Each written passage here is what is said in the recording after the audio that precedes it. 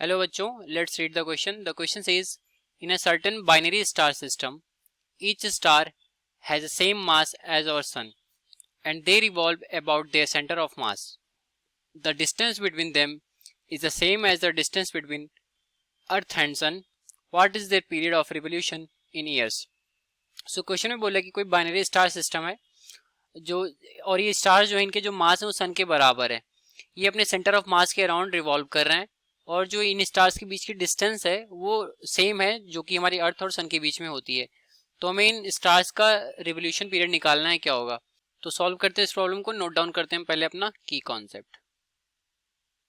तो जो हमारा यहाँ पर की कॉन्सेप्ट यूज होगा वो होगा हमारा केप्लर्स थर्ड लॉ. ठीक है, जो कि क्या होता है, लॉ ऑफ पीरियड होता है. तो लॉ ऑफ पीरियड को हम यहाँ पर नोट डाउन करेंगे. लॉ ऑफ पीरियड ये केप्लर्स का थर्ड लॉ है. इसके अकॉर्डिंग अगर कोई भी जो प्लैनेट है या फिर कोई भी सैटेलाइट है वो किसी ऑर्बिट में रिवॉल्व कर रहा है जिसका रेडियस आर है, तो उस सैटेलाइट या फिर प्लैनेट का जो टाइम पीरियड होगा उसका स्क्वायर जो होगा उस ऑर्बिट के रेडियस के क्यूब के डायरेक्टली प्रोपोर्शनल होता है. ठीक है, अगर हमारा ऑर्बिट इलिप्टिकल है तो यहाँ पर सेमी मेजर एक्सिस आ जाता है, दैट इज ए. तो ये हो गया हमारा लॉ ऑफ पीरियड. इसकी हेल्प से हम इसको सॉल्व करेंगे. और दूसरा फार्मूला अगर हम देखें तो ये पहला हमारा हो गया. दूसरा अगर देखें तो जो टाइम पीरियड की वैल्यू निकल करके आती है T, T is equal to होता है 2 pi under root R by G M. यहाँ पर आर हमारा क्या है, उस ऑर्बिट का रेडियस होता है, एम हमारा मास ऑफ अर्थ है, जी हमारा यूनिवर्सल ग्रेविटेशन कांस्टेंट है. ठीक है, तो ये हो गया हमारा टाइम पीरियड का फार्मूला. यहाँ पर हम लिख देते हैं टाइम पीरियड. टाइम पीरियड ठीक है. अब आते हैं प्रॉब्लम में. तो प्रॉब्लम में बोला कि बाइनरी स्टार सिस्टम मतलब दो स्टार्स का सिस्टम है जो कि अपने सेंटर ऑफ मास के अबाउट रिवॉल्व कर रहा है. तो अगर ये सेंटर ऑफ मास मान लें और एक स्टार हमारा ये हो गया और दूसरा स्टार हमारा ये हो गया, तो इसके अबाउट ये क्या कर रहा है, रिवॉल्व हो रहा है किसी पर्टिकुलर ऑर्बिट में.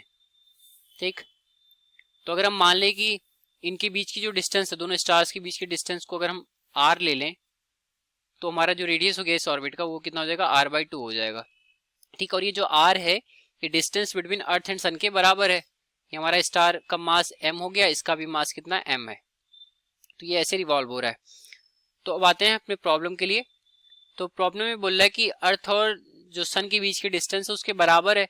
तो मतलब जो इसका टाइम पीरियड होगा, पहले हम यहाँ अर्थ के लिए दिखाएंगे. तो फॉर अर्थ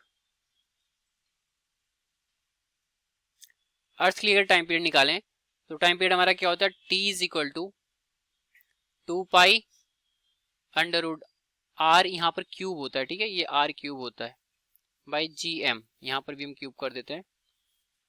ठीक है, हमारा टाइम पीरियड और टाइम पीरियड अर्थ का जो होता है सन के अराउंड वो कितना होता है, वो होता है हमारा 1 ईयर. ठीक है, तो यहाँ से हम रिलेशन निकालेंगे तो देखते हैं.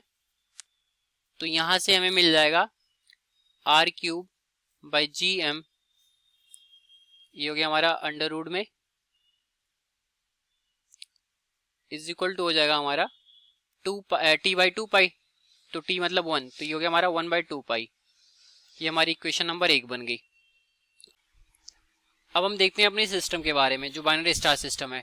तो इसमें जो स्टार्स के बीच में लगने वाला ग्रेविटेशनल फोर्स होगा वो सेंट्रीपिटल फोर्स के बराबर होगा, तभी ये सर्कुलर पाथ पर रिवॉल्व करेगा अपने ऑर्बिट में. तो इस केस में जो एफ होगा दैट इज सेंट्रीपिटल फोर्स, ये ग्रेविटेशनल फोर्स के बराबर होगा, दैट इज एफ जी. तो यहाँ पर सेंट्रीपिटल फोर्स की वैल्यू हो जाएगी एम वी स्क्वायर. वी हमने कह लिया कि स्टार की जो वेलोसिटी है वो वी है, तो M V square by radius of the path. तो रेडियस हमारा कितना है, आर बाई 2 है. ये इक्वल टू जाएगा हमारा ग्रेविटेशनल फोर्स के, that is G M square. ठीक है, क्योंकि हमारे दोनों के मासेस सेम है तो एम स्क्वायर हो जाएगा ये, डिवाइडेड बाई यहाँ पर क्या हो जाएगा हमारा इसका डिस्टेंस, दैट इज आर. तो ये हो गया आर स्क्वायर. इसको सॉल्व करके हम वी की वैल्यू को फाइंड आउट कर लेंगे.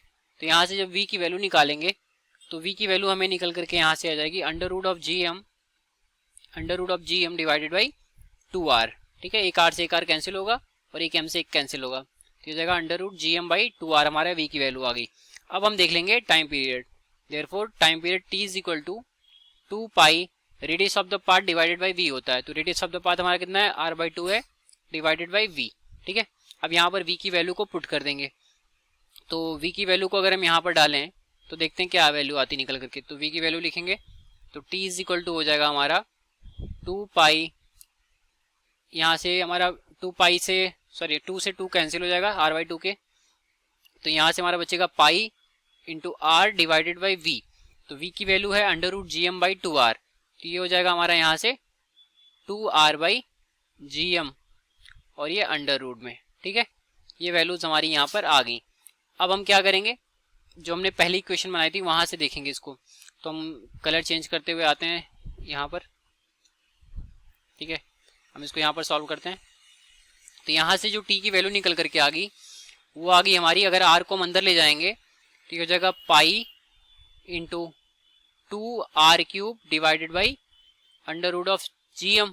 ठीक है, ये सबका हमारा अंडर रूट बन गया। अब अगर हम पहले इक्वेशन में जाएं तो यहाँ से under root r³ by gm की वैल्यू यहाँ पर पुट कर सकते हैं।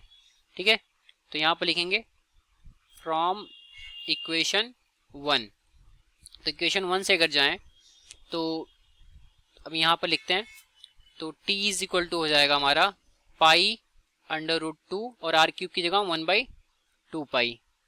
ठीक है, ये हो गया हमारा 1/2 पाई, पाई से पाई कैंसिल होगा और बचेगा अंडर रूट 2/2, मतलब 1/√2। ये हमारा टाइम पीरियड निकल करके आ गया।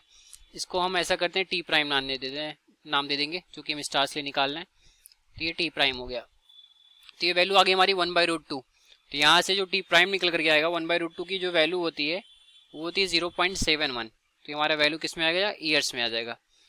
तो ये हो गया हमारा revolution period of the stars. तो ये रहा हमारे इस क्वेश्चन का correct solution. I hope you understood it well. Thank you.